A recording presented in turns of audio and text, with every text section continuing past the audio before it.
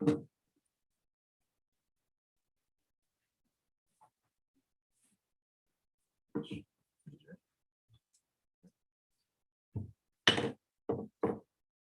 please stand for the flag salute. Your right hand over your heart. Ready? Begin. To the flag of the United States of America and to the republic for which it stands, one nation, under God, indivisible, with liberty and justice. The governing board meeting was called to order at 5. Let the record reflect that all members of the governing board and administration are present. It's recommended that the governing board approve the agenda of May 9th, 2022 governing board meeting. Do I have a motion? Motion. Thank you, Ms. Castaneda. Thank you, Saman. All in favor? Aye. And I'm an aye. Motion passes 5-0. Approval of April 11, 2022 regular meeting minutes. Do I have a motion? Motion. I'll second. All in favor? Aye. And I'm an aye. Motion passes 5-0. Governing board comments. Start with Ms. Ahmad. Down just for this bit. I wanted to welcome everyone here. I'd like to wish all our teachers a happy Teachers Appreciation Week. I know it was last week, but we could celebrate you the whole month. It just such a great time for students to be able to show their appreciation, and we know how hard you work. So I'm glad that you guys are all getting spoiled at your schools. I saw some really good lunches there. I also want to thank our classified staff that are always supporting us throughout the year. I know their appreciation week is coming up, but I wanted to just make sure that we thank them as well. I wanted to congratulate our students that placed first place in the Orange County Pentathlon. I think that's great news, and I'd like to thank Mr. McDonald and Mrs. Kim for always being the pioneers with that field. We always seem to do well, so and it's because we have such great staff that help our kids. I want to talk about the choir festival. It seems like it was so far away, but it was actually before, after our last meeting. That's one of my favorite events. And I just wanted to just say one more time how much that event is just such a special event for the students and for the parents. And I want to thank everyone that put that together because it was just so beautiful. I think I had chills the whole time just hearing the kids sing. It was a great event. I also wanted to remind everyone about the casino night next week for the foundation, our fundraiser.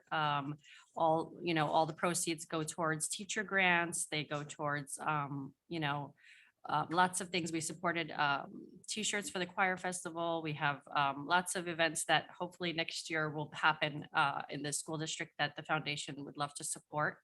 And I just love being part of the foundation and seeing all the amazing things that they do. I am excited to tour hopefully this week, the new locker room at Beatty. It's looking great. I drive by there almost every day just to see, and finally the walls are coming up. So that's really exciting.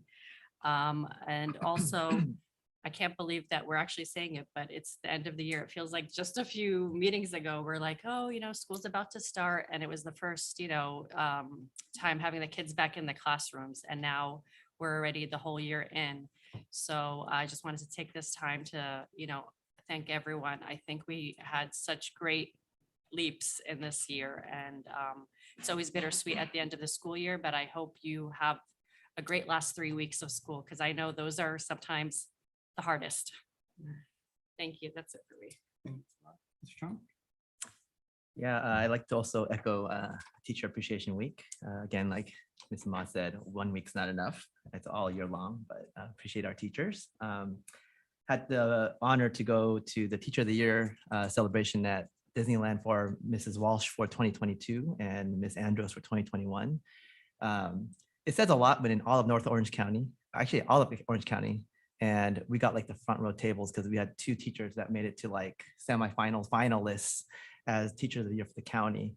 So I mean, I work for Fullerton, but they were way back over there. And then one part, we were like right up in front. And even though I didn't feel like we didn't do anything, but we were able to like feel the glory of our teachers being the best. So kudos to them again. It was a really good event. Yeah.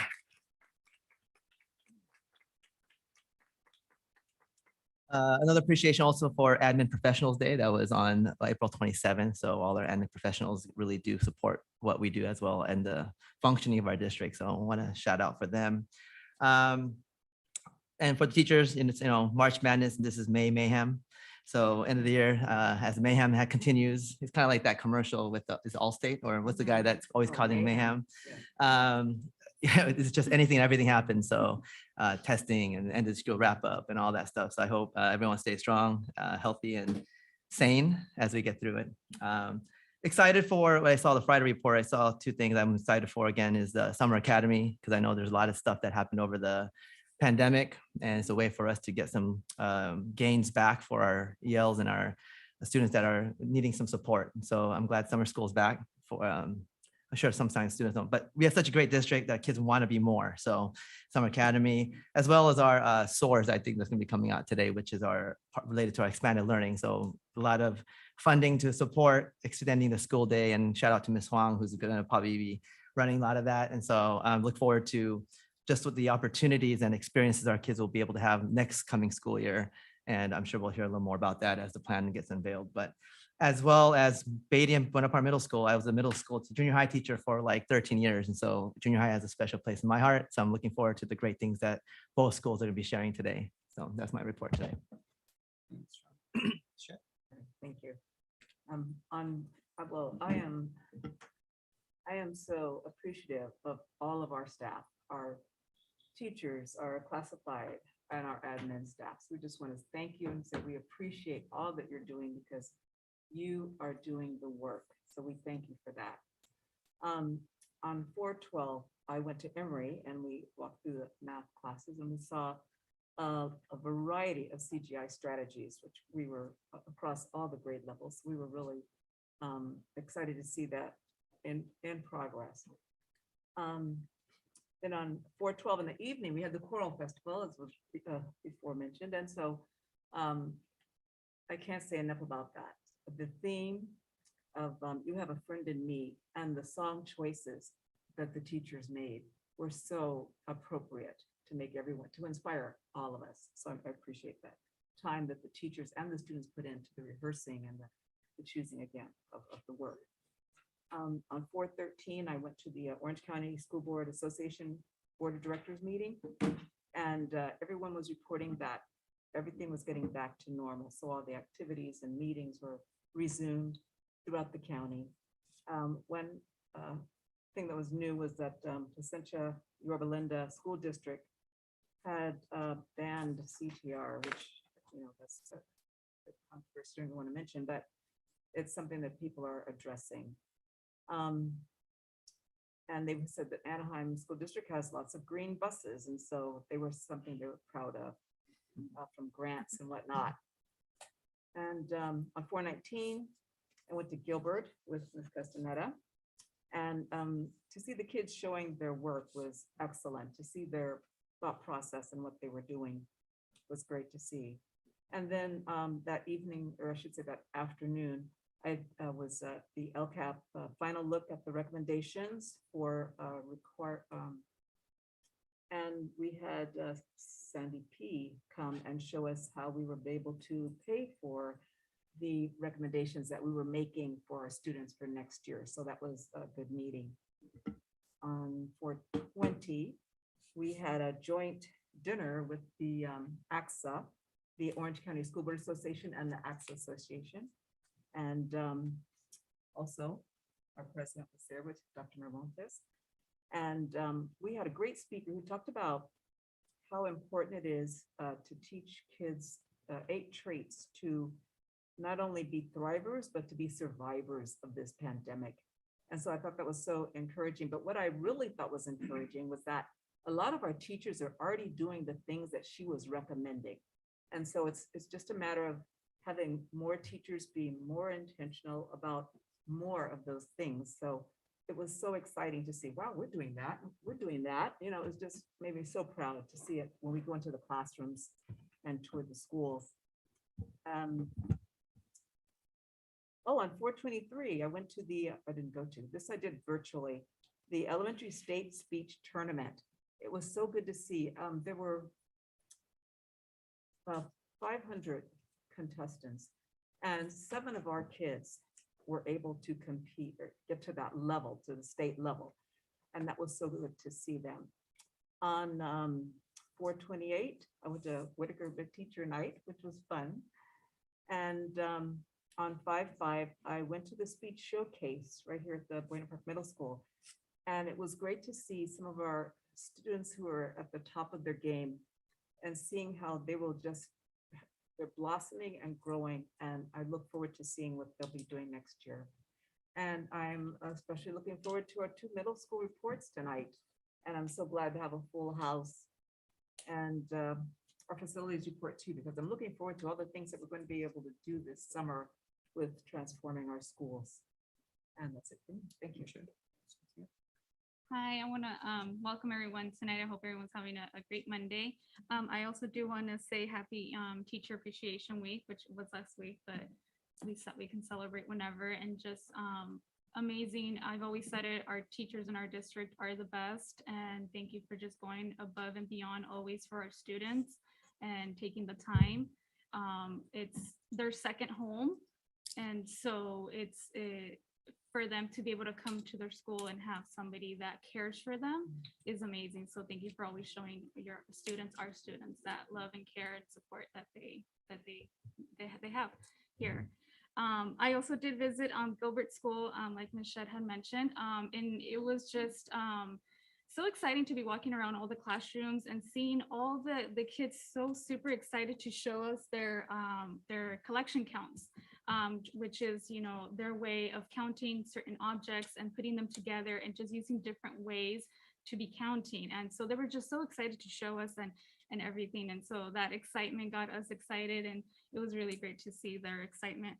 I also did visit Beatty Middle School, and to see the locker room, the building, like going up, and the gym, and it's exciting. I just can't wait to see it finished. And we walked around and we saw or in action the drones, right? The drones were students were flying drones, and they were going through little, you know, not mazes, but like going through little things. And so that was really great. It was exciting to see them and have an opportunity to be doing things like that we didn't have back then. And so now they have the opportunity to take these classes and to be doing these things. It's amazing.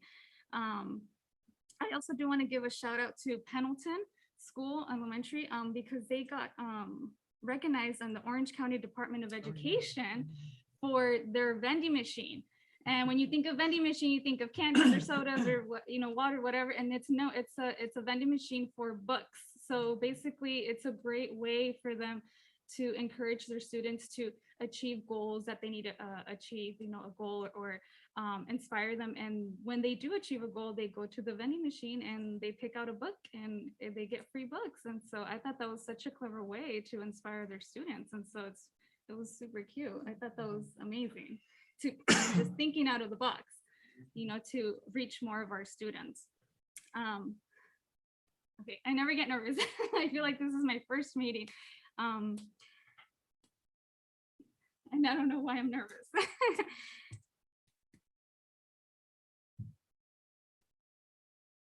And I wasn't gonna cry. Okay, I need to get it together. Okay.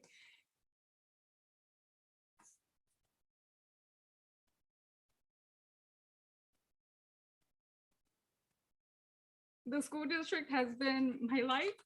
When I say it's been my life, it's literally been my life. I've attended the schools in this district, went on to be a proud mom of students of 3 children who have attended, you know, the schools in her district.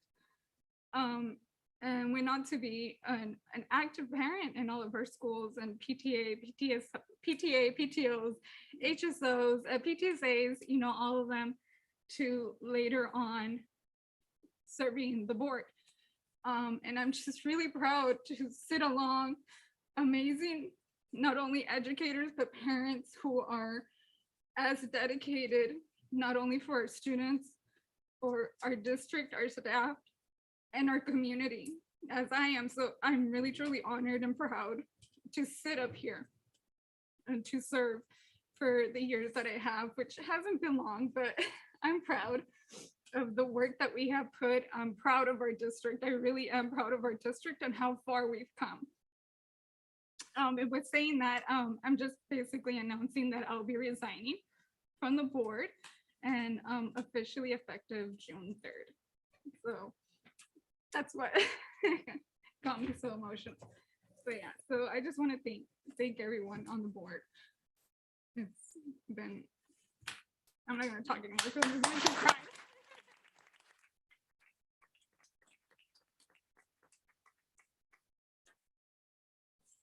That's mine. Oh, wait. This goes for Mr. Park. Where's Mr. Park? Before I leave, I want one of those. I want my shirt. We talked about it. It took 3 years for me to get this one. So he made me. We he talked finally made me about wanna it. leave. Oh, okay, there you go.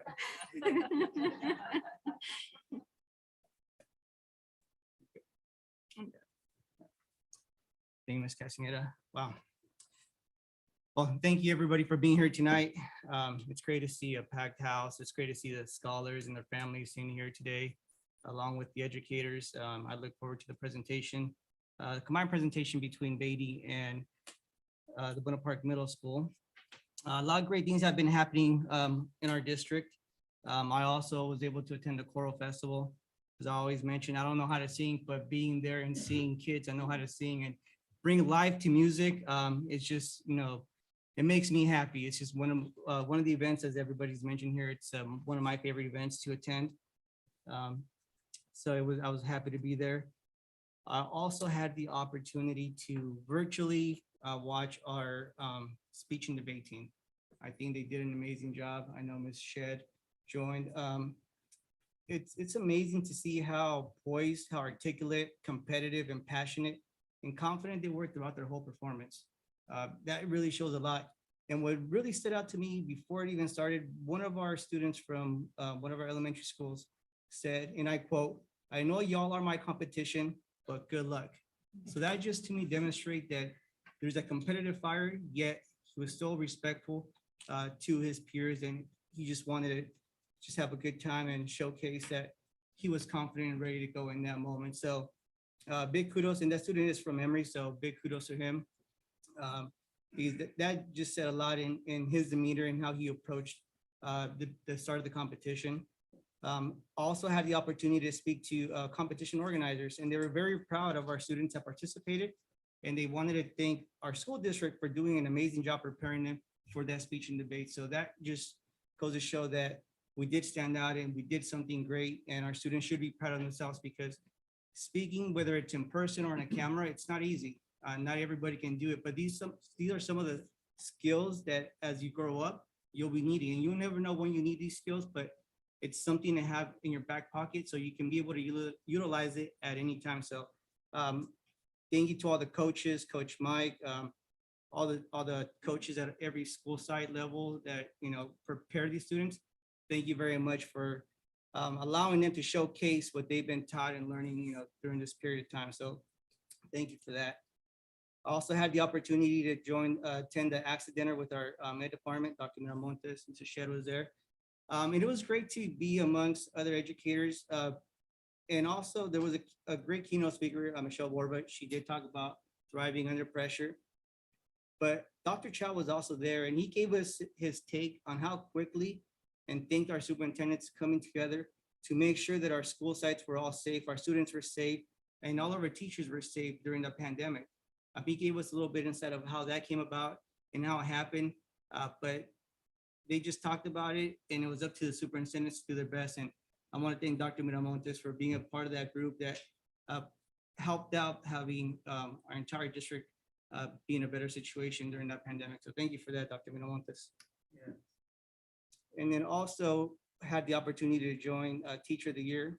I mean, to have 3 Teachers of the Year 3 years in a row and be celebrated, it's a big honor. It's a big accomplishment. And I'm very proud of all the work that our district has put, all the work that those teachers have put throughout their career to be able to be nominated as Teacher of the Year or as a semifinalist, or just to be mentioned among that crowd, right? That's a big honor. So thank you very much for everything that you guys do. It's well appreciated. Also want to appreciate our teachers for Teacher of the Week, and our classified is coming up. So thank you very much for all the work that everyone does. Can't forget, it's also Military Week. I know we have some military people that serve in the military, and their families for their support and keeping us safe and letting us do what we do. And that's being here tonight and conducting our civic duties. Those of us that are up here, and you guys are in the crowd that are here to celebrate your scholars in just a moment and see what great stuff is going on at your school sites. So thank you for that. And that concludes my report. Dr. Manamontes. Sure, thank you. First, I want to, again, as echo what everybody else said here about honoring our certificated classified staff last week. Our staff members received lunch provided by school district. Just want to thank them for all their efforts that they've been doing. I'd also like to thank Gil Kim, Andy Osborne, Jason Gaw, and Shelley Andrews for their servant leadership. They have served as the BBTA executive team and couldn't have asked for a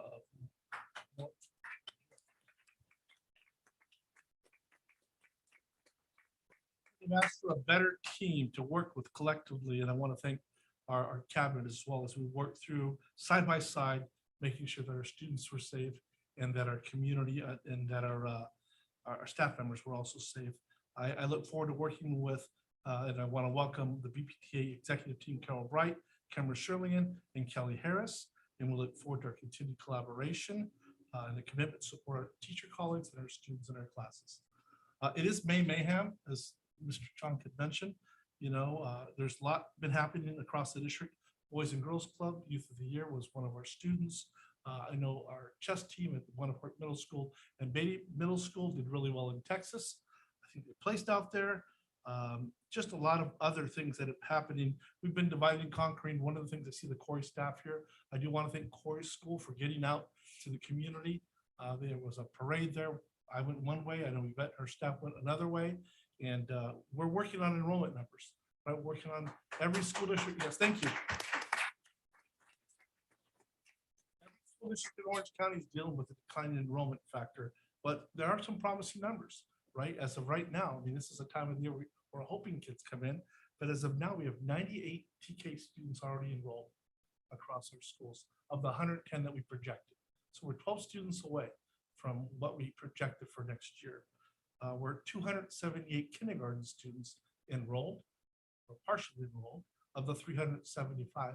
So that's a great effort from our secretaries, from home community liaisons at the school sites, and from our site administrators, kindergarten TK teachers, just getting the word out.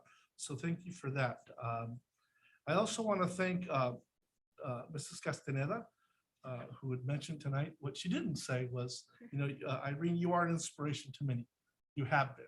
So thank you for that. What she didn't mention as to why, the why, right? She is moving on.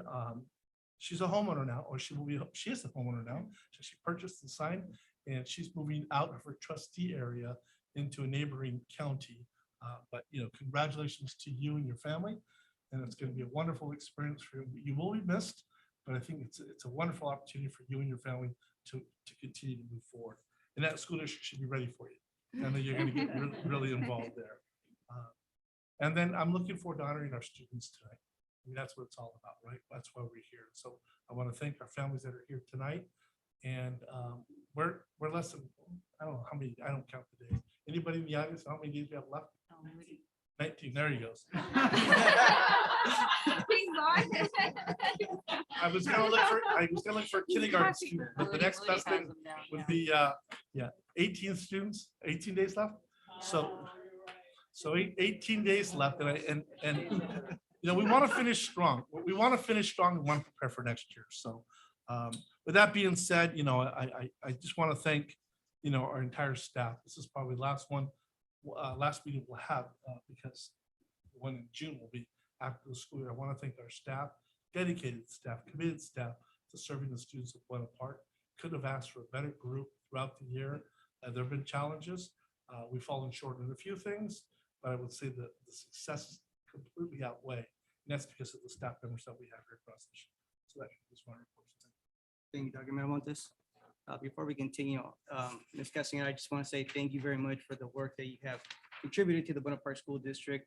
I remember when I came aboard almost 4 years ago, you guided me along and you helped me and you helped out through the process. So I just want to, tell you thank you and the gratitude that I have for guiding me along, but more importantly, inspiring other families and students within the community. And you should be proud of yourself for the work that you have accomplished in the short time that you have been here in our district. So thank you very much for everything that you have done.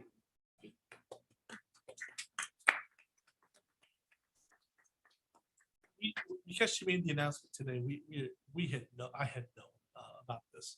We will be celebrating her, recognizing her at the employee celebration next week with all the other employees, the teachers of the year, the years of service. So we had council members and other elected officials that wanted to come tonight to present. I said, can't come until she's officially resigning. So they will join us at the employee recognition. So once again, thank you.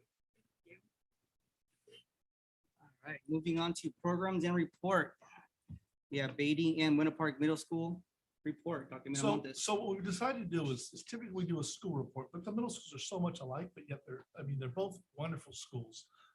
And we want to mirror our schools. We also wanted to make sure that there was a little uniqueness to each of the school sets.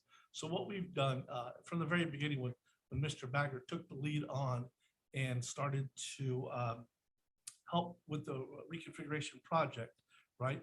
Both schools have solid teachers, same format, 6th through 8th grade, but there's a little niche that each school has followed. So what you see tonight is not a board report, but more of a presentation, a video about the programs that we offer in both of our schools. And I'll turn it over to Mr. Magbu, if Mr. Park and Mr. Bagger would like to come up to the front. You guys would like to say anything first? Or you want to wait till afterwards? That's fine. We'll wait till afterwards. All right. All right.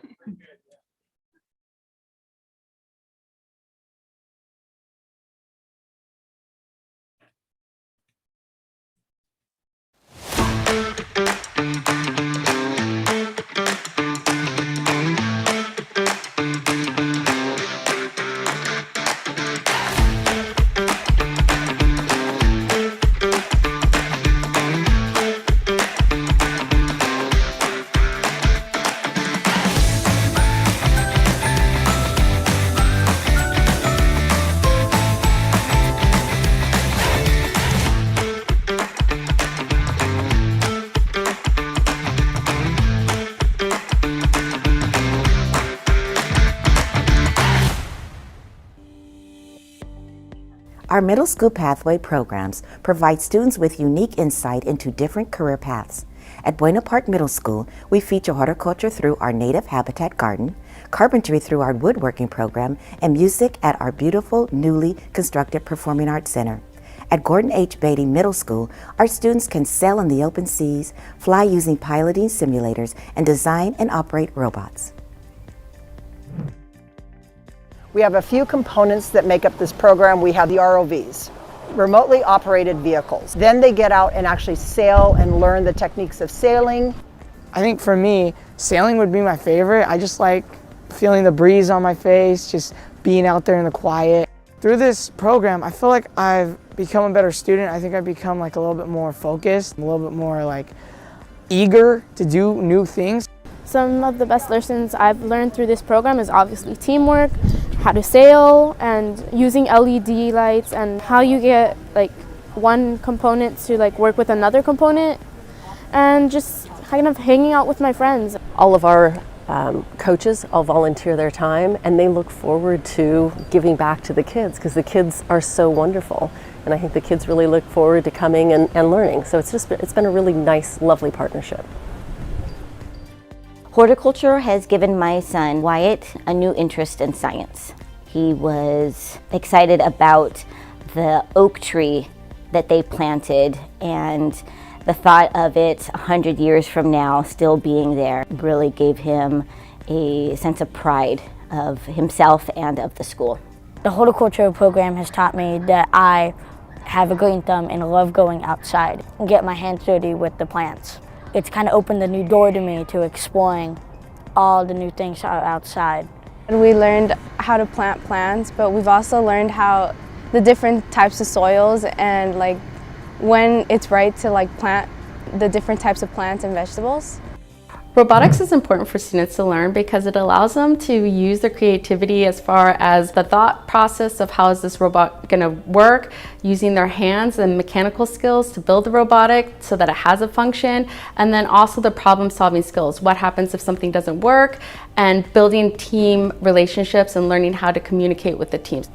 This class has taught me that you don't have to do everything by yourself, that you have teammates waiting for you. And this has taught me like the very basics of like putting things together. I want to try to make things that people will either make things easier for people or actually save a life or help people with their health. For piloting, it's a STEM pilot simulator that we have, complete with the yoke, rudder pedal, and a throttle quad for the students. And we also have physically drones in the classroom that the students are able to fly through different courses that I give them. We're trying to inspire students to go further with what they've learned here. I'm getting a chill just thinking about that hopefully I've inspired some student to go on further, whether it's being a pilot or any other job or career within the aviation industry. After taking this class, I really want to become a pilot now. It has influenced some people in this class and definitely influenced me.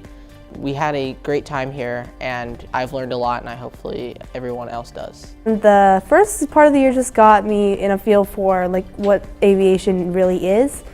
And I like the helicopters because they're like a drone, and now that I'm flying them like in real life without the simulator, it's like so cool.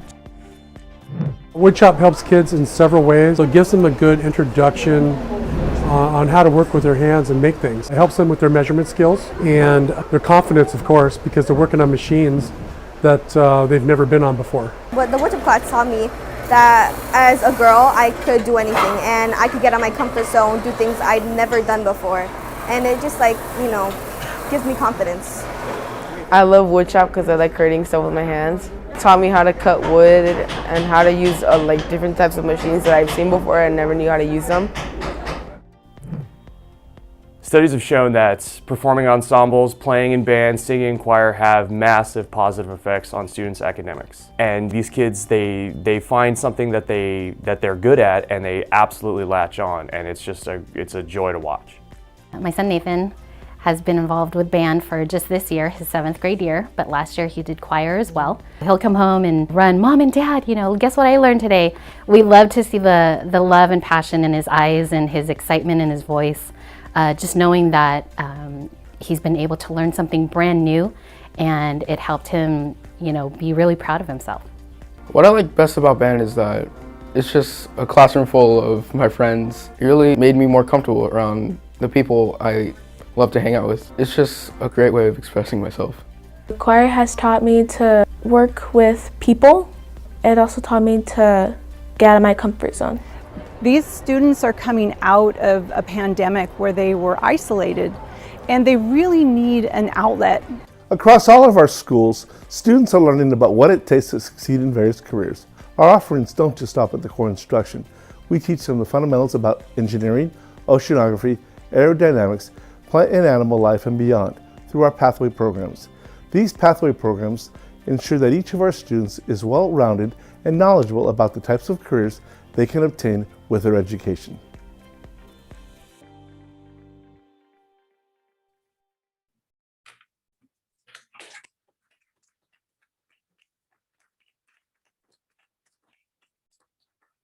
Back to Mr. Park.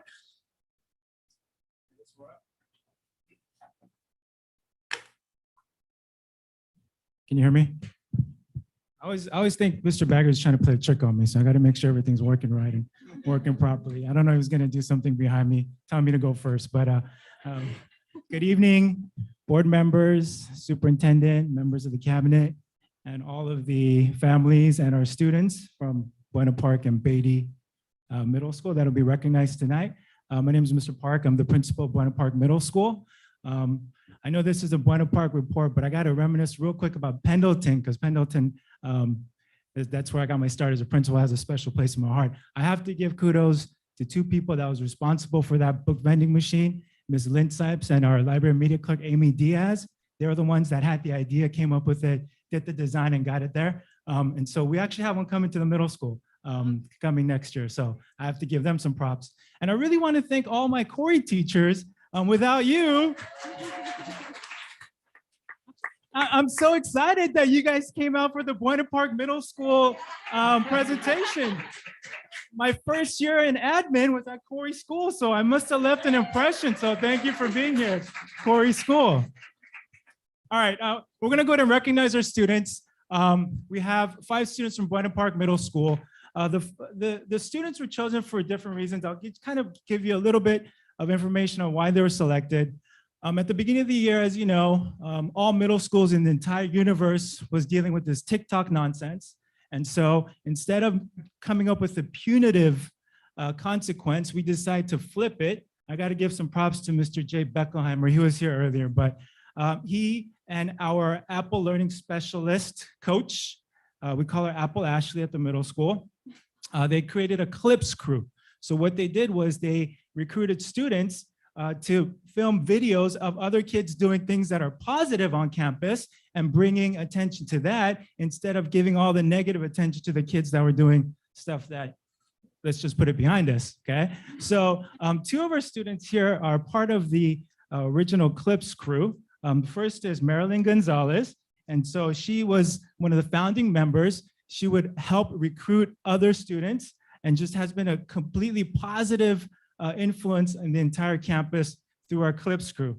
And she's always willing to help other students in the class. So Marilyn, you want to come up here?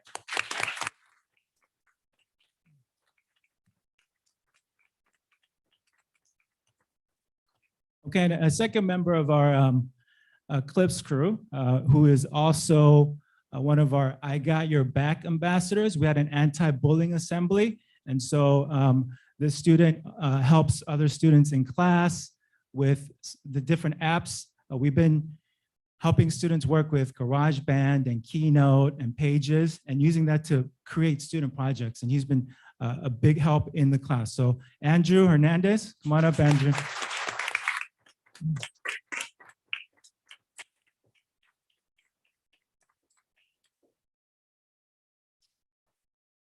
Okay, and also another member of our I Got Your Back ambassadors, as well as she raises our flag every morning and she puts our flag down every afternoon after school, and just a positive influence everywhere on campus, helping everybody, and just a pleasure to be with Alina Yanis. Come on up, Alina.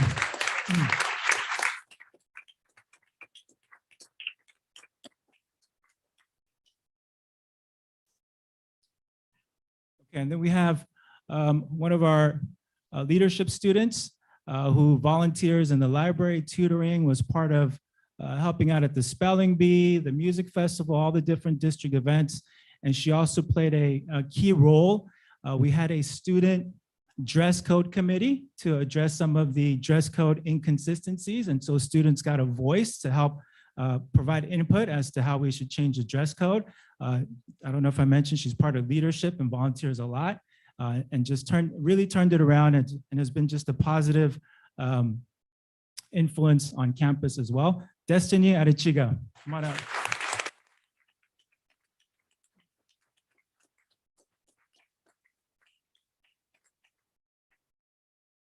Then our final student just brings a smile to everyone's face that she encounters. She's always got a smile on her face.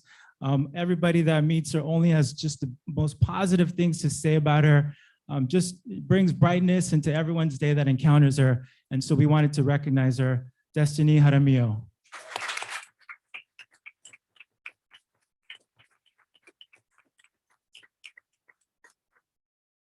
Yeah, and I'm excited that everybody showed up. I haven't had good luck with people showing up, but I'm excited that they all showed up. So thank you, students. Thank you, families, for coming to just celebrate their contribution to school.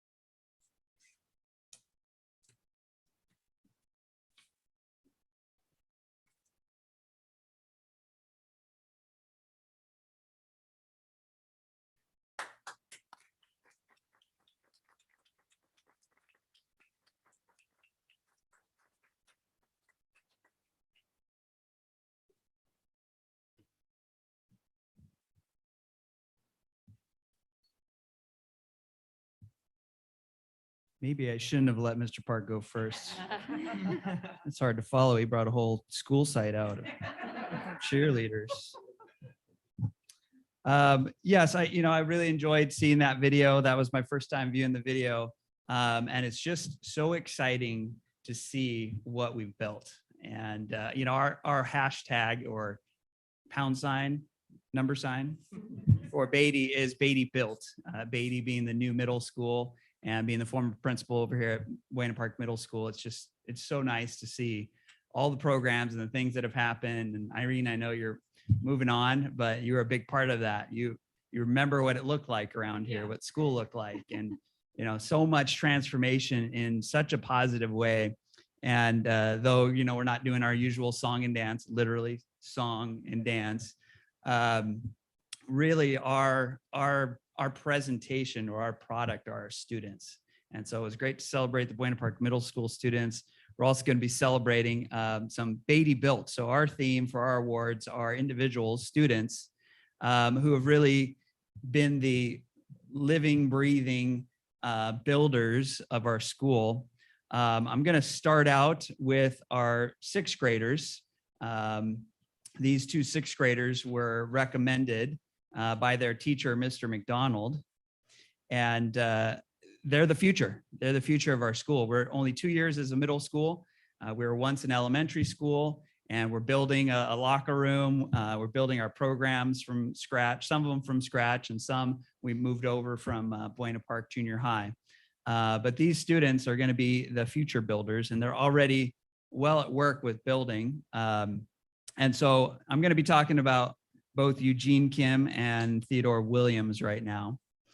And this is what Mr. McDonald had to say about them. If you were going to build the perfect student, which skills and attributes would you want to see? I'm sure everyone would list perseverance, trustworthiness, courtesy, neatness, participation, cooperation, and a great attitude as important attributes. And of course, reading, writing, computation, problem solving, argumentation as necessary skills. Both Eugene Kim and Theodore Williams, students with deep Beatty roots, possess all of these. But at Beatty, we've decided to expect a bit more. We want the students to be open to explore current event topics. Both Eugene and Theodore are representing our school in the Orange County Middle School Debate League as members of our Beatty debate team. Here at the highest levels of language arts, they are exposed to the concept of intellectual risk-taking, sharing ideas from both sides of a topic while questioning the reasonableness of others. In addition to debate, Eugene was a member of Beatty's award-winning speech team, where she competed against other students from Orange County and also represented the Buena Park School District for World Speech Day. Theo was a member of our school's award-winning chess team, placing in a number of tournaments. In the sixth grade, we encouraged students to use creativity while solving problems, and they both represented our school in the Noetic Learning Math Contest, a national problem-solving competition for elementary and middle school students, where individuals have to solve a series of 20 problems in 45 minutes. This year, to help build our school's academic culture, we participated in the Orange County Academic Pentathlon. Both Eugene and Theo were members of our Beatty Blue Squad, each winning individual awards and both anchoring their team that finished first overall in Division I.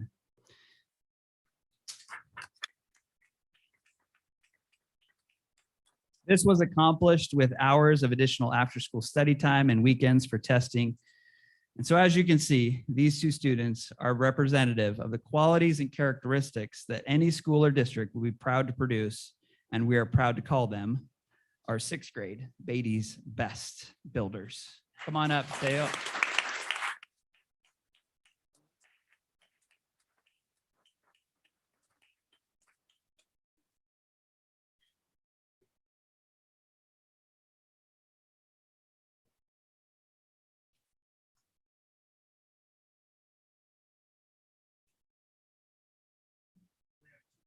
Keep them there.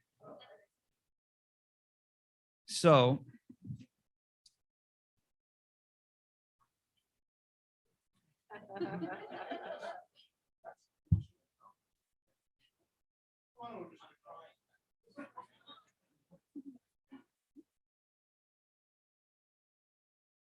So Eugene and Teo are sixth graders, and they get a long road ahead of them at Beatty Middle School to be great builders.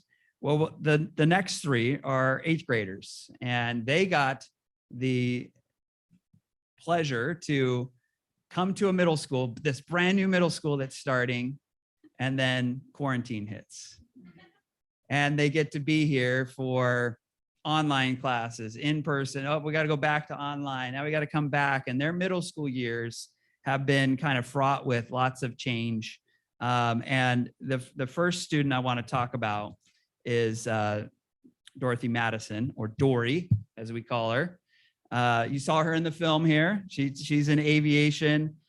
She's in honors classes, coding, and we're really trying to promote our girls in our STEM classes because they're underrepresented in the nation in those careers. And Dory's one of those that jumps all in to whatever it is that we've got going on. And the example, I had Miss Buchanan write up kind of Dory jumping all in. So she said, it's been an immense pleasure for Mrs. Buchanan to have Dorothy, AKA Dory, to serve in both 7th and 8th grade science classes. She is a very bright, capable student who will go on to do something amazing with her life. Last year, Beatty had students on campus briefly during the fall and then again in the spring. Most students had been trapped at home, and due to Dory, had an opportunity to interact for the first time with others 6 feet apart with masks on, of course. During the time on campus, she did a drug prevention survey in which she walked around during break times and asked everyone on campus questions like, do you remember some of them?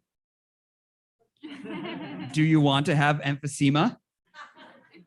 Do you want to have heart disease? Do you want to die early? Like I said, she's all in.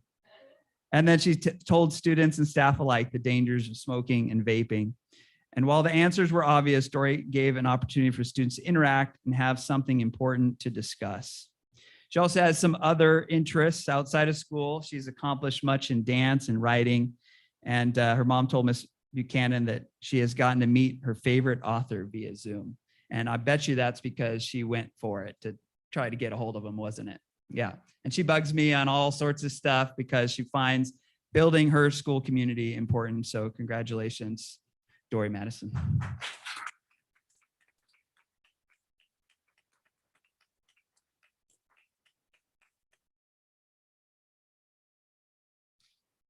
One of the new programs that we built, and we built it specifically, and I can thank Dr.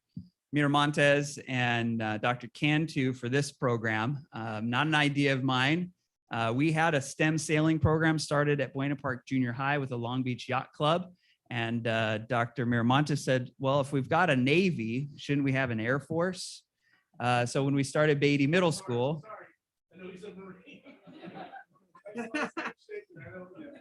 well, someone's got to take the Marines where they go, right? And so the idea came since Beatty Middle School is right next to the Fullerton Airport, and the planes and helicopters go over the school constantly. This student was actually flying yesterday over our school in one. We started our STEM aviation program with Dr. Cantu's help in providing funds for aviation simulators like you saw in the video. We just started taking requests of students that wanted to join this program. And I believe before we even started our school, you guys, parents, were emailing me about aviation and making sure their son was in the aviation program. And so this is the write-up for Mr. Zach Penfold, who we're recognizing next, from Mr. Kopacheski. Zachary Penfold has been an absolute shot in the arm for our STEM aviation class this year. Zach has been instrumental in helping Mr. Kopacheski get the aviation class up and running. He has been integral in helping Mr. Kopacheski get the STEM simulators configured to be able to run both the STEM pilot and safe drone programs with the aviation classes. His wealth of knowledge when it comes to airplanes, drones, he is an FAA certified drone pilot, and the technology needed to smoothly run this elective has lessened the load for me, and for that, he is grateful. Zach has been an excellent example to the other aviation students. He has been a top-notch pilot, a technological troubleshooter, and a true role model for the aviation elective. He will be sorely missed, yet he has already volunteered to come back That's what Beatty Builders do. And help out, which I greatly appreciate. Zachary is an integral reason why I'm so excited about teaching this elective. Being able to see how his student with a blah, blah attitude from last year as a 7th grade science student, was that you, Zachary? Is he talking about you? Blah, blah with science, but all in on aviation. Good. Has changed to a motivated and driven student for his 8th grade year. 7th grade year with COVID, that doesn't count. It was a messed up year. I think Zachary's parents summed it up best at open house this year. Zachary has found his passion, capital letters, and is excited for aviation and is enjoying school more this year than before. Knowing that we have helped to ignite the passion in a student is why we're here. Mission accomplished for this middle school student. Zachary also gave me this. Do you remember this, Zachary? This is our 777? No, 737. Of course, he would know the answer. Custom painted for Beatty Broncos, our new middle school with our logo on it and our school name. We're going to get one someday. Half $500 million, $1 million a year operating costs, right? But Zach's been a big part of our school, and he flies our drone, our school drone, when we do shots of the new locker room that's being built. Since he has a license, I don't. He gets up and pilots that, as well as for special events on campus, like our color run. He brought his own drone, took shots, and we integrate those into our videos on YouTube. So from Mr. K, it says, blue skies to all, over and out. Zachary Penfold.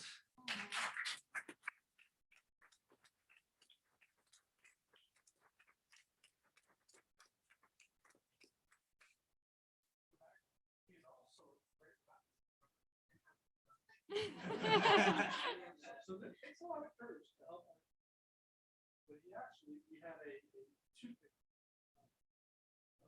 demonstration where they were talking about how to deal with it. The parents didn't really know all the words to it. Of course, that come on up. You look like a robot. And our last is Diana Mendez. Did you make it? Is she here? Diana Mendez. She's also an 8th grader, and she was selected for her. She is in honors classes. She's in ASB. She's in Club Live. She is a leader by example, maybe not by title. She's not the president of the ASB or the vice president or treasurer, but she leads by example. She has hustle, and she's like, I'm not asking, I'm telling. And the students listen to her, and that is because they respect her for her hustle. And so she has just that attitude of follow me by my actions, and the kids do. She'll be busy at dances and other Club Live events, getting them set up, hanging posters for the teachers, whatever it is. She is on it, and she's a future leader in our community, like an Irene Castaneda. And she's been in robotics and leadership and art classes as well. So we wanted to also recognize Diana Mendez.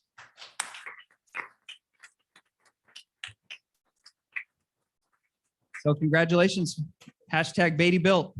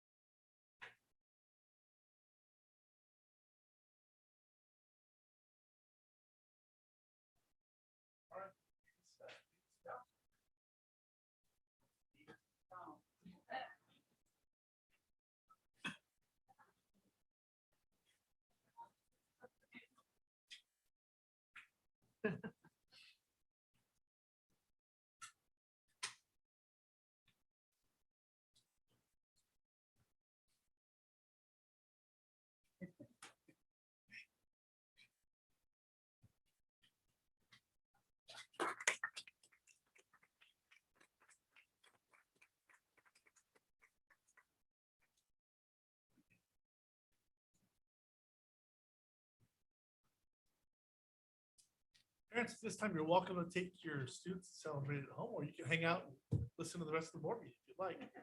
Your choice.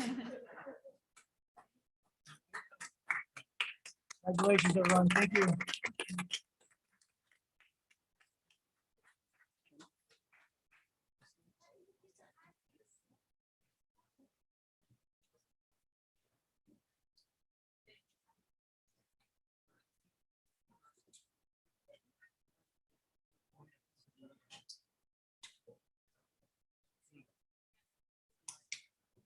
All right. Thank you, everybody. So we'll be moving on to facilities and modernizations update.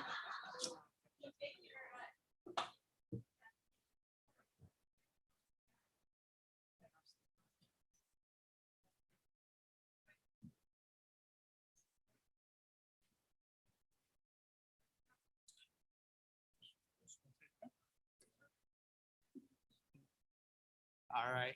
So we'll be moving on to facilities and modernizations update. Dr. Miramontes? Yes, I'd like to turn it over to Mr. Mike Magro, Chief Operating Officer, Mr. Tim Spencer from Construction Management Company, Teleq. Mike and Tim.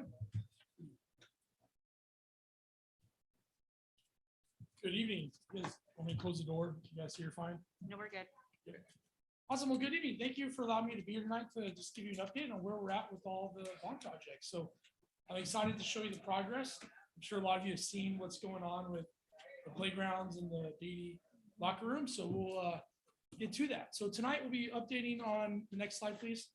We'll be updating on the Beatty Athletics building, the status of construction, just the upcoming projects that we're planning towards, and then just some impacts that everyone's been seeing in the news with construction.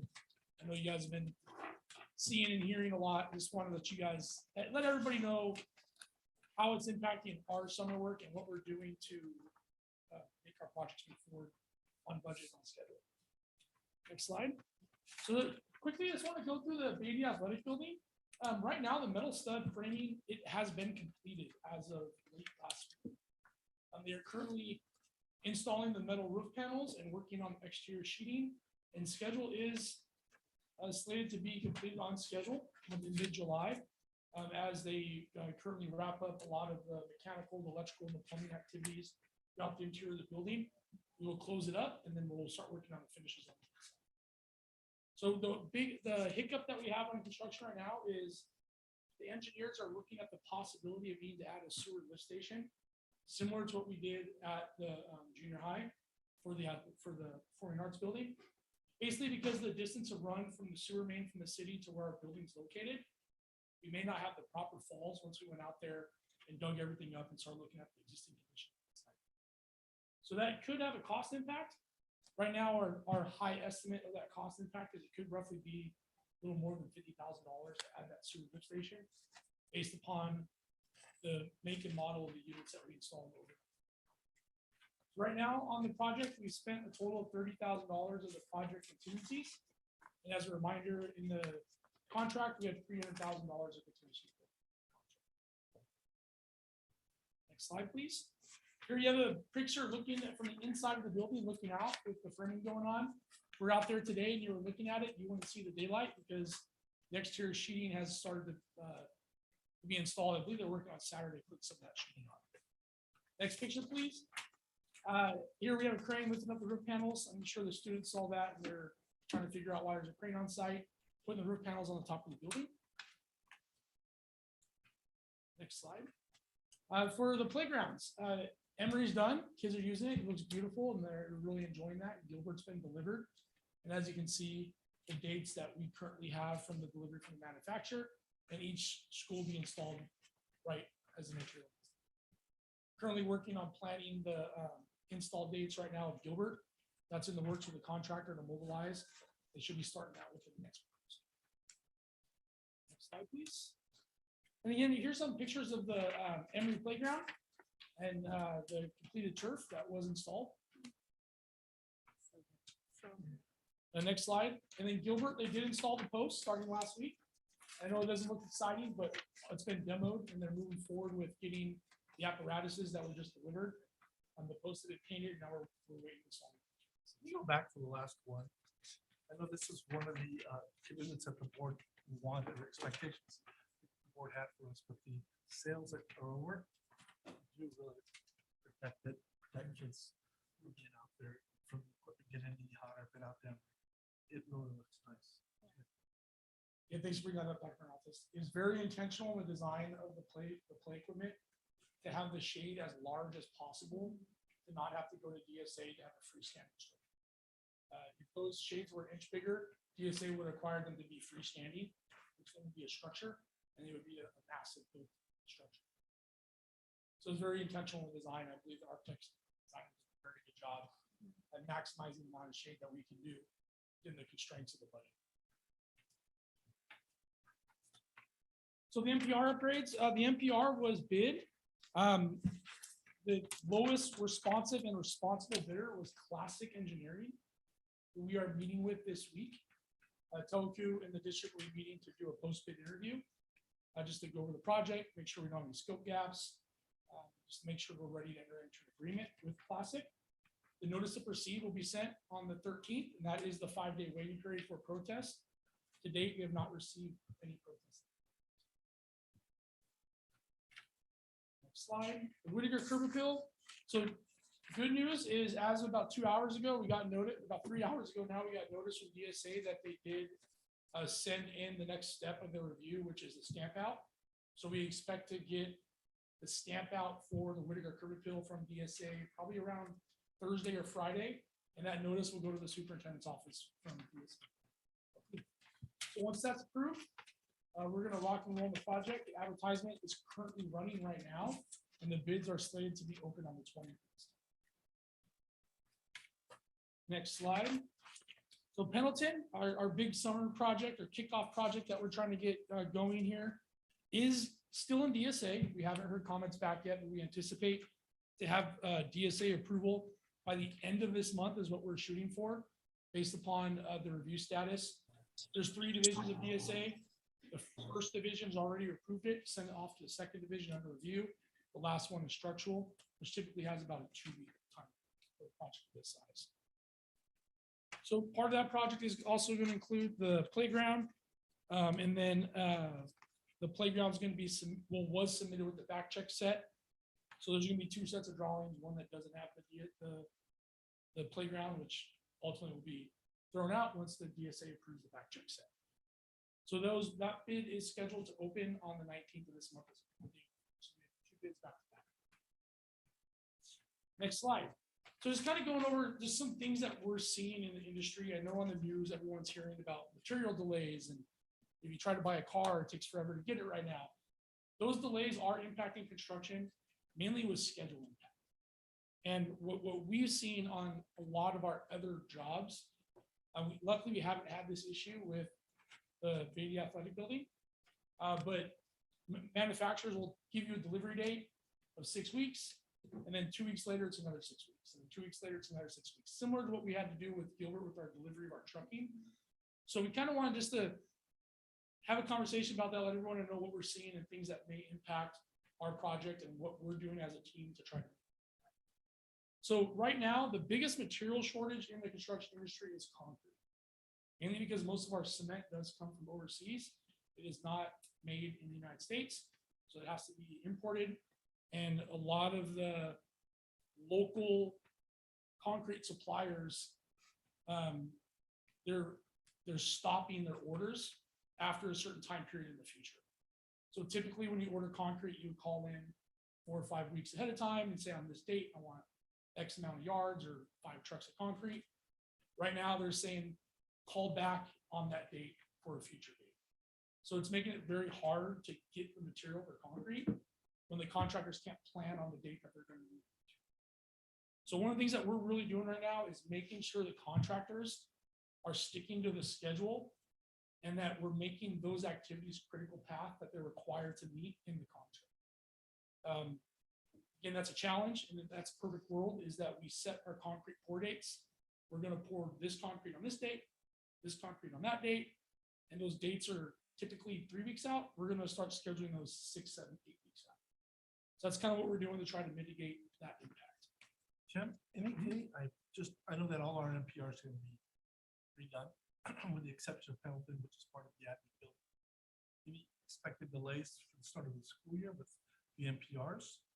We don't have expected delays of opening that, mainly because most of the flooring is the major item that right now we're being told. that- Tables are, those are coming from overseas. Yeah, so luckily the facilities and the maintenance department, we've been working with that firm to have those conversations about what we're ordering, and that's been an ongoing conversation with them for multiple years now. So as of right now, we're not being told of delays on any of the major items that we need for them. Roofing materials is a big one. Doesn't really impact us right now.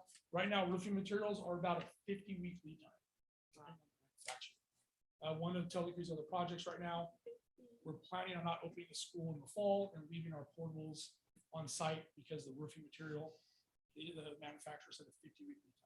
So luckily that doesn't impact us because we will have roofing at Pendleton. That's so far in the future when we need that material that we'll order and plan accordingly to be able to do that on our site. Raw steel, rebar and raw steel.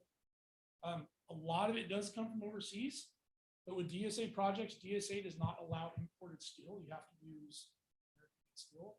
But the problem with that is now there's a high demand for local steel. So it's getting harder to get local steel. When I say local, they say 500 miles.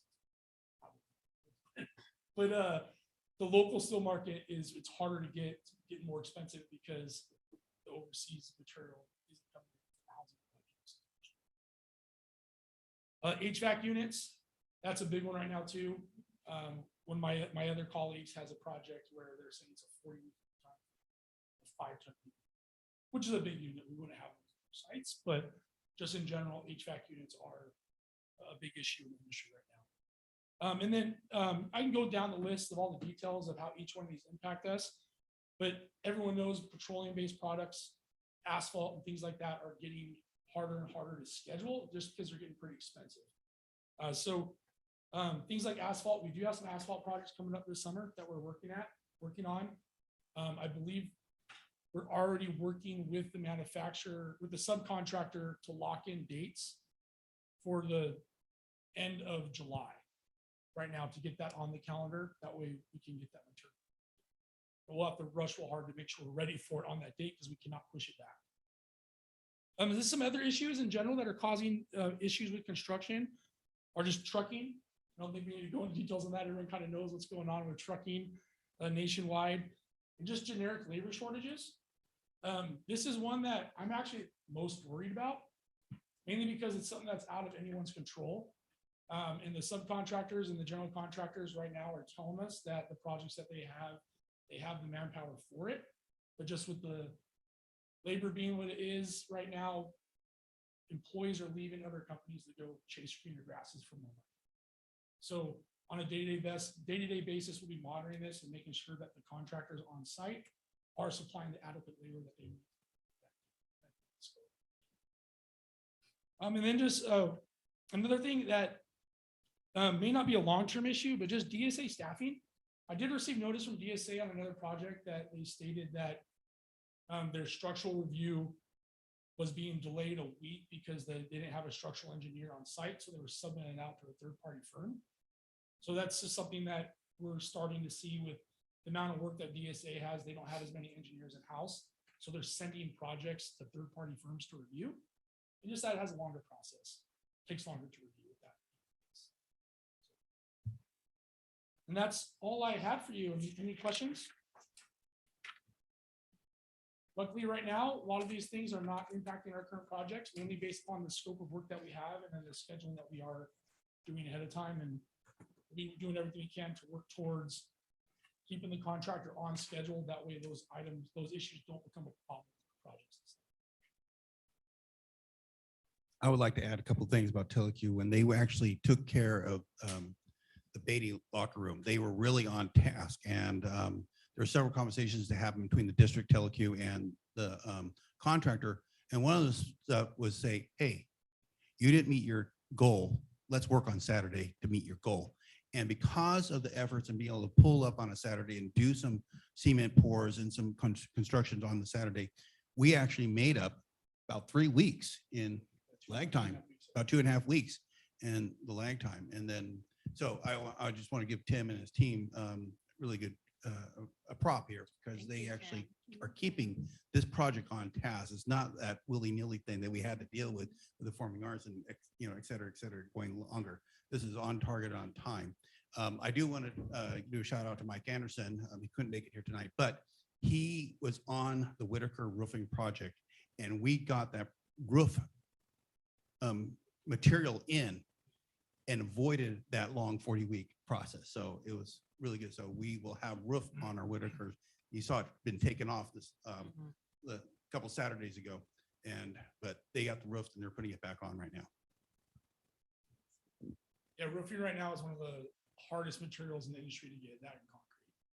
And being able to get that on the project's a huge deal right now because a lot of the roofing manufacturers, when they have they call it squares, which is based on 100 square feet of material, they love to allocate it to large projects. Manufacturers make more money when they ship it to large jobs. A lot of times the smaller jobs, materials get stopped in processing to allocate for the bigger machine. So being able to get that for your guys' schools for this summer, huge deal, actually. Thank you. Yeah, I just want to say thank you. I saw the playground at Emory and it's just beautiful. It's amazing to see it. It's lovely. And I mean, I'm just so excited for all of our schools. They're looking so beautiful and what they're going to look like. You make it hard to go. I don't want to go now. Yeah, it's nice if they all want it now. I know, see they it, want the kids it are now. using it, all the schools are like, when are we going to get it? It's like, we need the material. Yeah. Did they deliver at Gilbert? So the 5th, did they get it? Yeah, so they have material. It just recently came in. That's why they started the demo late last week. And now we're just working on what day they're going to install the apparatuses. When they poured the posts, those have a cure time. You can't put on the weight onto the concrete until it cures a certain duration based upon the engineer's requirements. And that's what they're currently waiting on right now. Everything's looking great. So thank you for the work that you guys are putting in, the creativity behind, getting back on track, when things are not looking so good, but everything is looking great.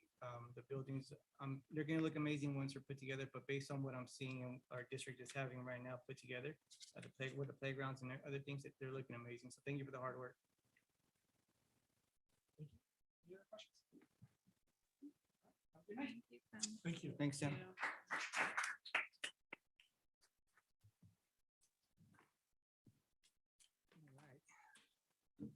We'll be moving on to the hearing session. The audience members may request to address the board on an item on or off the agenda per board bylaws 9323. Individual speakers shall be allowed 3 minutes to address the governing board on each agenda or non-agenda item. The board limits a total time for public input to 20 minutes. The total time allowed for public comment shall be 30 minutes. Audience members wishing to address the board during the hearing session of the agenda should fill out a request to address the governing board form and turn it into the executive assistant prior to the board holding this session.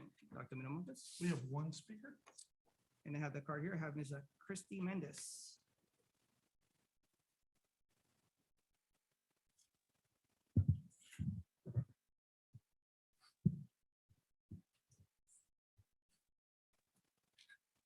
Can I wait to start? A few minutes, thank you.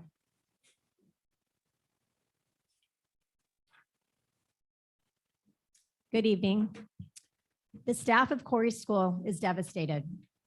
Our 20-year relationship with Full Inclusion, as we know it, is coming to an end next year due to inconceivable staffing decisions made by district personnel. Our current program is successful. We have worked hard on this program and we are immensely proud of it. The special education staffing plan proposed for Corey School for next year allows for 1 education specialist to service 28 identified students.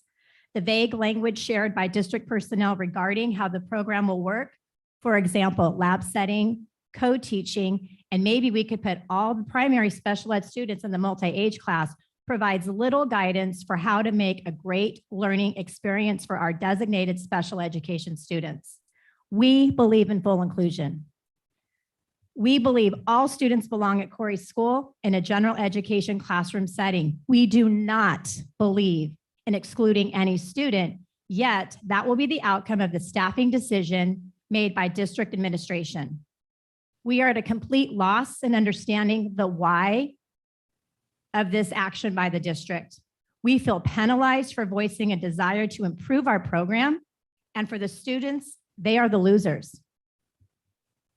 Through 23 years and 6 district superintendents, full inclusion has not only been supported, but has thrived at Corey School. We feel this administration is determined to decimate our program. Again, why? The proposed changes are not good for students. Full inclusion has proven to be successful for all kids participating in both general education and special ed. We are passionate about full inclusion at Corey School. We know the district administration is saying that the Corey staff has asked for more training. Thus, district has put a hold on our full inclusion program. Asking for more training is not equivalent to saying we are unqualified. Asking for training is a sign that this staff desires to continue a reflective learning practice. Additionally, the district quotes Corey's constant plea for more staff to meet all students' needs.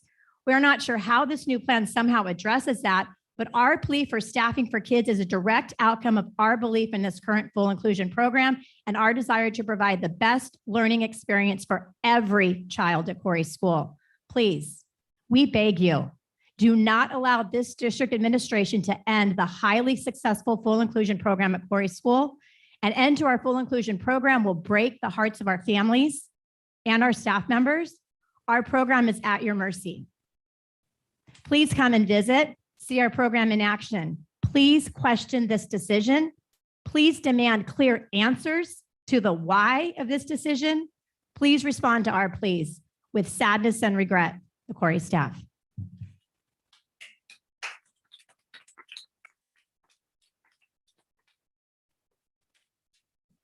Thank you.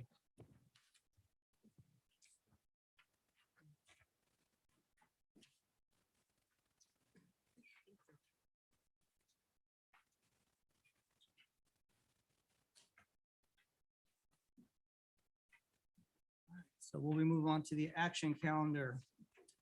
Interdistrict transfer request 2223 VIIS1. It's recommended that the governing board uphold the denial of interdistrict transfer request 2223 VIIS1. Do I have a motion? Make a motion. Thank you, Ms. Ahmad. Thank you, Ms. Castaneda. All in favor? Aye. I'm an aye. Motion passes 5-0. Interdistrict transfer request 2223 KOAUK. It's recommended that the governing board uphold the denial of interdistrict transfer request 2223 KOAUK. Do I have a motion? A motion. Check. You have a second? I'll second. Thank you, Ms. Castaneda. All in favor? Aye. I'm an aye. Motion passes 5-0. Adoption of the Buena Park School District Governance Handbook. It's recommended that the governing board adopt the Buena Park School District Governance Handbook. Dr. Miramontes. Yeah, I want to thank the board for their efforts to put this handbook together and update it. I'm just asking for the board to adopt this. Do I have a motion? I'll motion. Thank you, Mr. Chong. I'll second. Ms. Ahmad? Ms. Ahmad, all in favor? Aye. And I'm an aye. Motion passes 5-0. Resolution number 21 through 24, resolution in order of biannual trustee election and specification of the election order. It's recommended that the governing board approve resolution number 21 through 24, resolution in order of biannual trustee election and specification of the election order. Dr. Miramontes. Yeah, the election will be held Tuesday, November 6th. A uniform ballot will be furnished and will contain the names of candidates for all governing board positions. And in accordance with Ed Code Section 5340, which reads in part, school district governing board or community college district governing board member elections for 2 or more districts of any type to be held in the same district or area on the same date shall be consolidated so that the person entitled to vote in both or all such elections may do so at the same time and place and may use the same ballot. So I'm just asking the board to provide us resolutions. So we can do so. Motion. A motion. Thank you, Mr. Chong. Thank you, Ms. Shedd. And then we'll take a roll call, starting with trustee Chong. Yes. Ms. Castaneda. Aye. Ms. Shedd. Aye. Ms. Ahmad.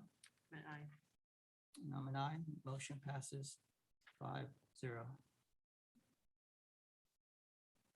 Resolution number 21 through 25, authorization of submission of child care application with community care licensing for the Buena Park Learning Center Early Learning Program. It's recommended that the governing board approve a resolution number 21 through 25, authorization for submission of child care application with community care licensing for the Buena Park Learning Center Early Learning Program. Dr. Miramontes. Yeah, as you're well aware, the California State Preschool Program Take Back Plan includes securing state licensing for each site. Therefore, the following set of resolutions, E through J, for the we're asking for the governing board to provide the authorization to submit an application with community care licensing for the early learning program for each of its elementary school sites. The resolution names myself and Mary Beckelheimer as the persons authorized to sign and act on licensing documents. And the community care licensing calls for separate resolutions for each elementary school. So I'm just giving you that overview so that we don't, unless you'd like me to go through each one. Thank you, Dr. Miramontes. Do I have a motion? I'll motion. Thank you, Mr. Second. Second. Thank you, Mr. Chong. And we'll start with the roll call, starting with Mr. Chong. Aye to all of them. I think we have to do. We have to do them Sorry. individually. Each individual. I can do my part all as one, but you have to do yours. I to E. Ms. Castaneda. Aye. Michelle. Aye. Aye. And I'm an aye. Motion passes 5-0. Resolution number 21 through 26, it's recommended that the governing board approve resolution number 21 through 26, authorization for submission of child care application with community care licensing for the Arthur F. Corey Elementary School Early Learning Program. To I'll have a make a motion. I'll second. Thank you, Michelle. Roll call starting with Mr. Chong. Aye. Ms. Castaneda. Aye. Michelle. Aye. Samad. And I'm an aye. Motion passes 5-0. Resolution number 21 through 27, it's recommended that the governing board approve of resolution number 21 through 27, authorization for submission of child care application with community care licensing for Charles G. Emery Elementary School Early Learning Program. To have a motion. A motion. Second. Second. Thank you, Mr. Chong. And then we'll take a roll call, starting with Mr. Chong. Aye. Ms. Castaneda. Aye. Aye. I'm an aye. Motion passes 5-0. Resolution number 21 through 28. It's recommended that the governing board approve of resolution number 21 through 28, authorization for submission of child care application with community care licensing for Carl E. Gilbert Elementary School Early Learning Program. Do I have a motion? I'll motion. Thank you, Ms. Castaneda. Do I have a second? Second. Thank you, Mr. Chong. Roll call starting with Mr. Chong. Aye. Ms. Castaneda. Aye. Michelle. Samad. And I'm an aye. Motion passes 5-0. Resolution number 21 through 29, it's recommended that the governing board approve of resolution number 21 through 29, authorization for submission of child care application with community care licensing for Mabel L. Pendleton Elementary School Early Learning Program. To have a motion. Motion. And roll call starting with Mr. Chong. Aye. Ms. Castaneda. Aye. Michelle. Aye. Samad. Can't catch up with all of it. Motion passes 5-0. Resolution number 21 through 30, it's recommended that the governing board approve of resolution 21 through 30, authorization for submission of child care application with community care licensing for the James A. Whitaker Elementary School Early Learning Program. To have a motion. I'll motion. A second. Thank you, Michelle. Roll call starting with Mr. Chong. Aye. Ms. Castaneda. Aye. Shed. Aye. Samad. And I'm an aye. Motion passes 5-0. Resolution, approval of resolution number 21 through 31, resolution, it's recommended the Buena Park School District Governing Board accept the school fee justification study and approves resolution number 21 through 31, increase on statutory school fees imposed on new residential and commercial industrial construction pursuant to Education Code 17620 and Government Code 65995. Dr. Miramontes. Yeah, the State Allocation Board, I want to thank Mrs. Poteet for the information. State Allocation Board in January 2022 authorized level 1 fees. So it's last January. at $4.79 per square foot for residential and 78 cents per square foot of commercial. The school justification fee study is done every 2 years, correct? Every 2 years, and the resolution authorizes to increase the fees as identified in the study. Thank you, Dr. Miramontes. So I have a motion. I'll Thank you, second. Ms. Shad. Thank you, Ms. Alana. And we'll roll call starting with Mr. Chong. Aye. Ms. Castaneda. Aye. Ms. Shad. Aye. Ms. Alana. And I'm an aye. Motion passes 5-0. Resolution number 21 through 32. It's recommended that the governing board approve resolution number 21 through 32. Resolution implementing classified layoffs and elimination of reduction of classified employees, services as a result of lack of work and or lack of funds. Dr. Miramontes. Yeah, we took this to the board at our April meeting as well. These positions are unfunded positions, and we just want to close this out by having a resolution like this. So have a motion.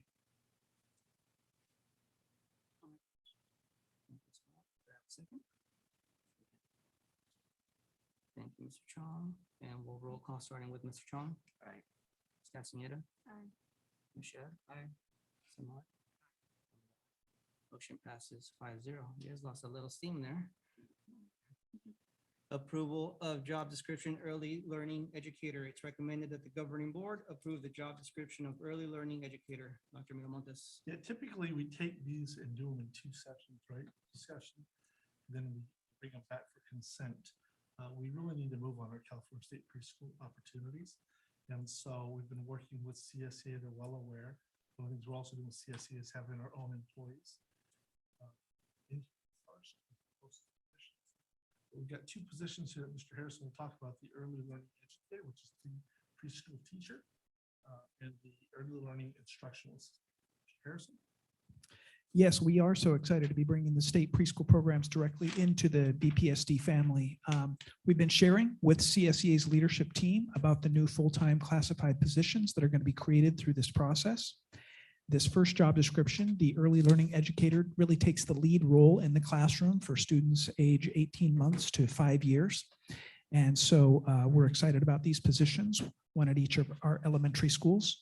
There will be, most of them will be at 10 months, but per the guidelines, we are supposed to also offer year round. So there will be a position that will be 12 months. It's our understanding that that would be at Corey School at this time, but we're excited for both of those opportunities.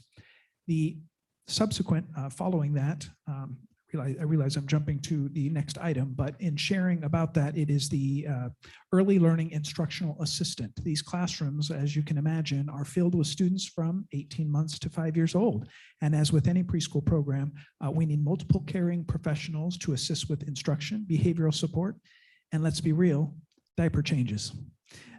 These instructional assistants are required to have additional early childhood education units, and that will allow them to step into the lead role should the teacher in the classroom be absent on a given day. Their additional units allow them to take the lead in the classroom and basically provide an internal substitute within that setting. So we are pleased with these job descriptions. We have compared their competitive salary rates with those around and find them to be appropriate.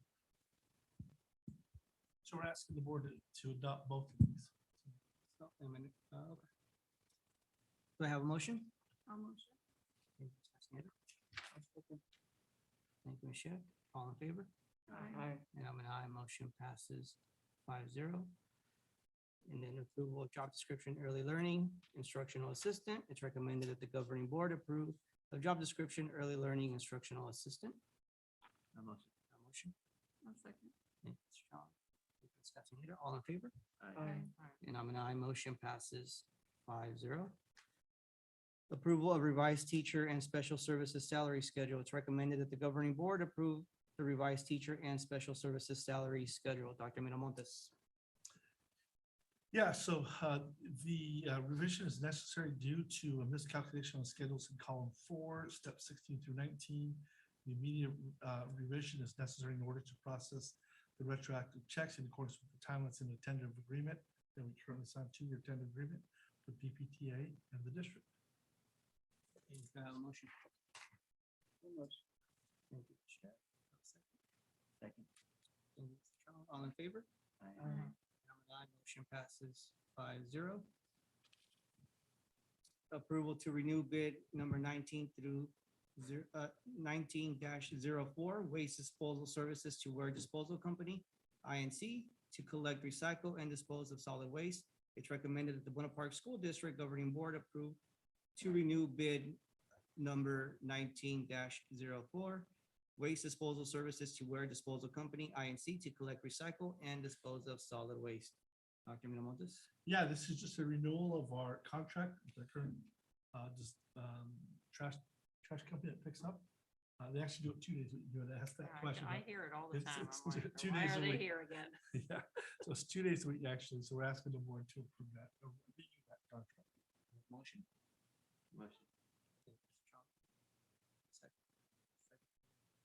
Shed, all in favor? Motion passes 5-0. Approval of sale and disposal of surplus or obsolete furniture. It's recommended that the governing board approve of sale and dispose of surplus or obsolete furniture. Dr. Miramontes? Yeah, I want to thank Mike Magbu and Louis and Navarro for their efforts to collect all the furniture we have. And I want to thank Jennifer Riker and staff for putting this together. Ask the board to. No, it's crazy how we clear things out and stuff still remains. As we get ready for the ELOT program, the after-school program, we have to clear out some additional classroom space to teach lecture in the classroom with the after-school program. So we have those, and I want to thank Mrs. Wong out there as well, who's been working with principals, but we just continue to find give this. There are some obsolete desks that we have there. Students that We could actually, we did that a couple of years ago where we had parents pick up desks on a certain date. We have to approve this first, and then we'll work with them on the process to see if anybody would like a desk. Second? I'll second. All in favor? Motion passes 5-0. Discussion calendar BP 5117, interdistrict attendance revision with Ms. Cantu, and BP 6170.1, transitional kindergarten. Dr. Miramontes? I'd like to turn it over to Dr. Cantu, our Chief Academic Officer. Cantu?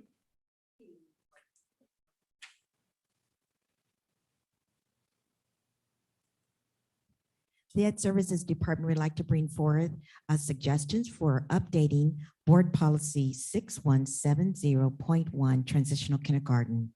This would allow us to change the eligibility starting with the 22-23 school year to change the birth dates of students returning 5 between September 2nd through April 30th. This would give a longer window for students being able to enroll in TK programs. It also reminds the board that the TK program is considered an additional year of kindergarten.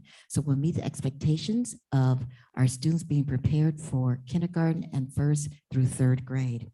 We also would like to make the recommendations and update is to consider that we would want to make sure that we have a developmental program that would suit students who are both academically and socially able to do TK or even kindergarten work, but also a program that would allow our students who need more developmental time to have a program that will allow to be more of a readiness skill development.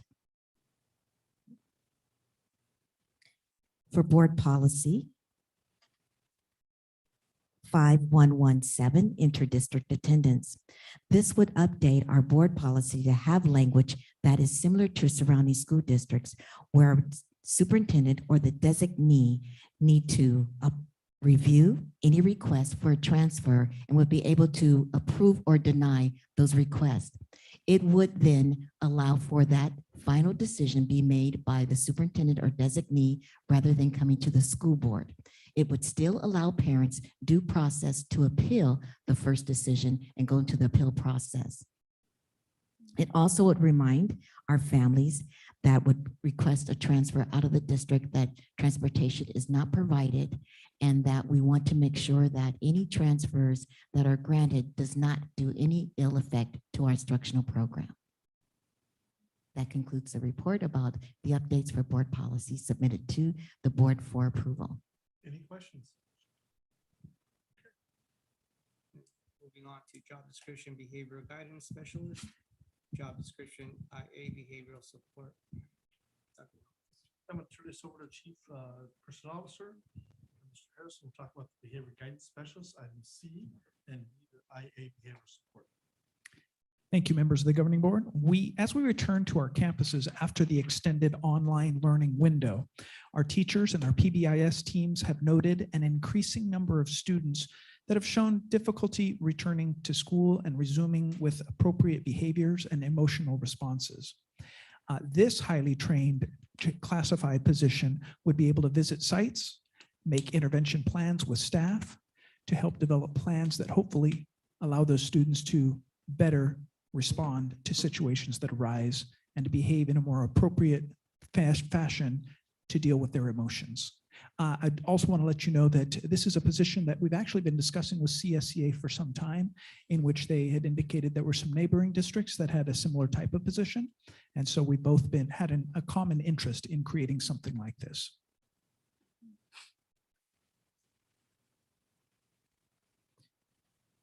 I'll move on to the one that's just behind it because it is connected. It is the instructional assistant behavioral support.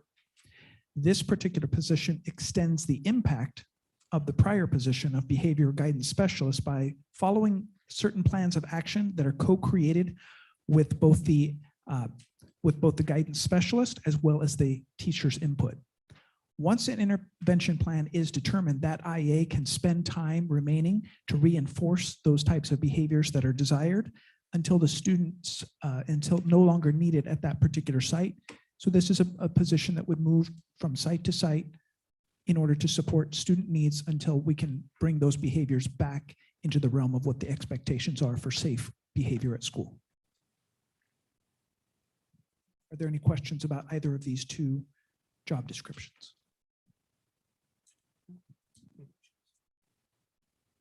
Right. I think you've all seen the need to have these positions in place to support our teachers. Thank you, Mr. Harrison. Thank you, Mr. Harrison. So we'll be moving on to the consent calendar unless a trustee has a question concerning a particular item and asks it to be withdrawn from the consent calendar. The items are approved at one time by the governing board. Ms. Strong, discussion item? I have nothing. Ms. Shad? Ms. Mott? I have nothing. And I have nothing. Do I have a motion? Motion. Thank you, Mr. Strong. Second? I'll second. Any discussion here? All in favor? Aye. And I'm an aye. Motion passes 5-0. Information and correspondence, major topics 2021, 2022. Dr. Miramontes. Yeah, so we've got two board meetings left. First one's going to be the public hearing for the budget development, followed by the public meeting for the LCAP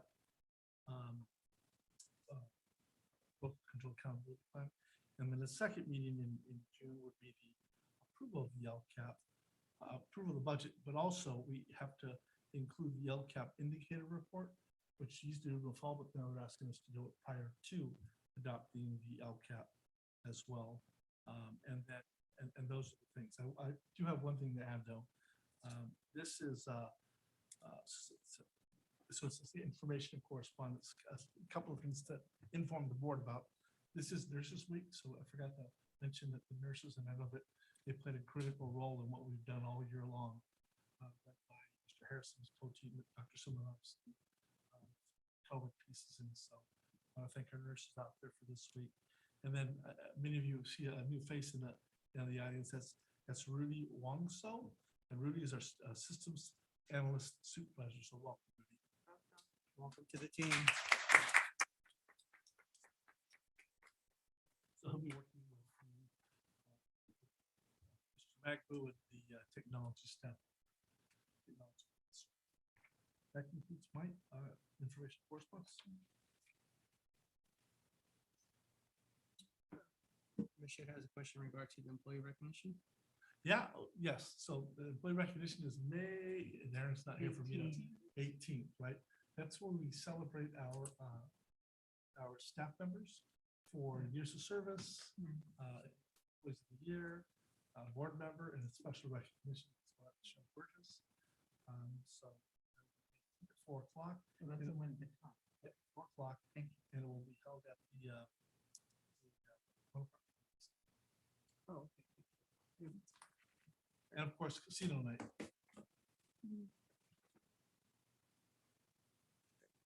That.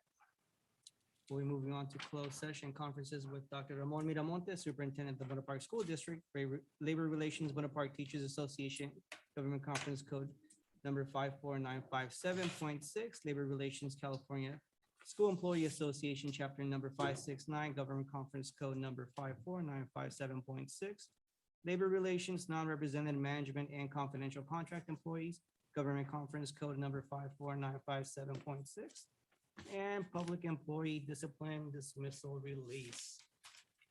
Governing Board meeting is called to order at 6:42 into closed session.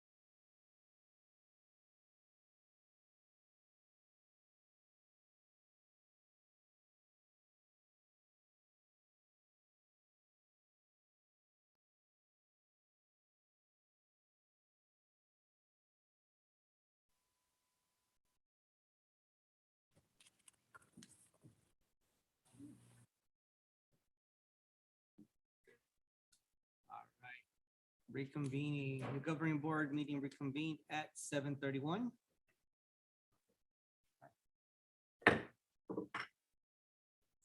7:31. Reporting at a closed session, let the record reflect, no action was taken in closed session. The governing board meeting adjourned at 7:31. You have a motion. Did I get a motion? Motion to adjourn? Do you have a motion to reconvene? Reconvene, I'm Yeah, sorry. you need both. I motion to reconvene. Okay, second. Second. All in favor? Aye. And I'm an aye, motion passes 5-0. I motion to Adjourn. adjourn. Motion for adjournment. I'll make a motion. Thank you, I'll Ms. second. Ahmad. Thank you, Ms. Shed. All in favor? Aye. Motion passes 5-0 at 7:32. Thank you.